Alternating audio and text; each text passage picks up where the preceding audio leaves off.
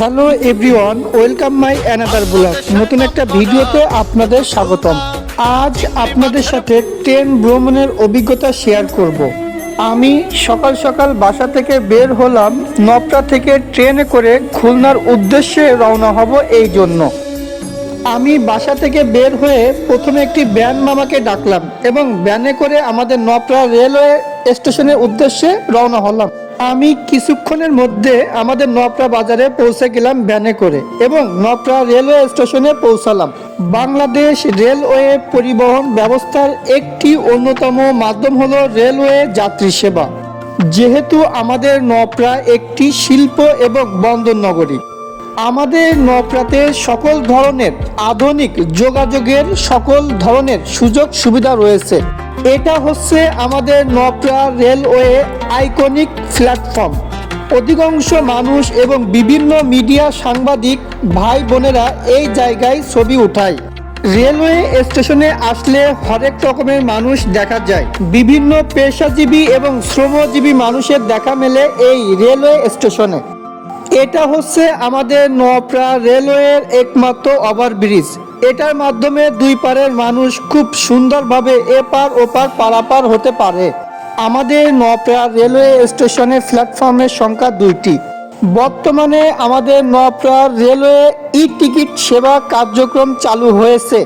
আপনি ঘরে বসে বাংলাদেশের যে কোনো জায়গার টিকিট ক্রয় করতে পারবেন। যেহেতু আমি নপড়া থেকে খুলনায় ট্রেনে করে রওনা করব, আমার ট্রেনের সময় ছিল দুপুর 12টা।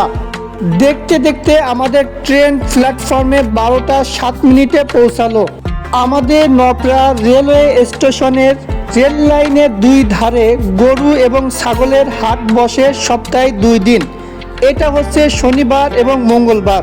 আমরা যারা ট্রেনে ভ্রমণ করি, ট্রেনে ভ্রমণের সময় অবশ্যই সতর্ক থাকতে হবে, কারণ বিভিন্ন মিডিয়ায় দেখা যায় বাহির থেকে কিছু দুষ্কৃতী লোক ট্রেনের জানালা এবং দরজা দিয়ে পাথর নিক্ষেপ করে, যা যাত্রীদের গায়ে চোখে মুখে লেগে অসুস্থ হয়ে পড়ে। বর্তমানে এই ধরনের পাথর নিক্ষেপ অনেকটা কমে গিয়েছে। বাংলাদেশে বহু রেল দুর্ঘটনা ঘটেছে, যাতে ব্যাপক হাতাহাতের ঘটনা ঘটেছে। যশোর খুলনা রুটে এই পর্যন্ত সবথেকে বড় দুর্ঘটনা হলো 1972 সালের 4 জুন যশোর স্টেশনে দাঁড়ানো একটি মালবাহী ট্রেনের সাথে খুলনা থেকে আসা একটি জনাকীর্ণ যাত্রীবাহী ট্রেনের সংঘর্ষ ঘটে। এতে করে 76 জন নিহত এবং 500 জনের উপরে আহত হয়। বাংলাদেশ রেলওয়ে দেশের পরিবহন ব্যবস্থার অন্যতম প্রধান মাধ্যম। বাংলাদেশ রেলওয়ের ভাড়া অপেক্ষাকৃতভাবে বাসের ভাড়ার চেয়ে কম। আপনি ট্রেনে ভ্রমণ করার সময় যুক্তিসঙ্গতভাবে একটি নির্দিষ্ট সময়ে পৌঁছানোর আশা করতে পারেন। ট্রেনে ভ্রমণের সময় আপনি আরাম করতে পারবেন, বই পড়তে পারবেন, সুন্দর কথোপকথন করতে পারবেন, খাবার খেতে পারবেন এবং ট্রেনে একটু হাঁটার জন্য উঠতে পারবেন, টয়লেট ব্যবহার করতে পারবেন, আপনার মোবাইল ল্যাপটপে চার্জ দিতে পারবেন এবং মোবাইল ল্যাপটপে গেম খেলে সময় পার করতে পারবেন। আপনি ইচ্ছা করলে একটি ভিআইপি কেবিন বুক করে ঘুমিয়ে ঘুমিয়ে ট্রেন ভ্রমণ করতে পারবেন। এটা হচ্ছে আমাদের দক্ষিণ অঞ্চলের একমাত্র আইকনিক এবং বিভাগীয় Khulna railway station. Khulna railway স্টেশনের কাজ 2015 সালে নির্মাণাধীন শুরু হয় এবং 2018 সালে এর কাজ শেষ হয়। মূলত বাংলাদেশে রেলওয়ে পরিষেবা কার্যক্রম শুরু হয় ব্রিটিশ আমলে 1862 সাল থেকে।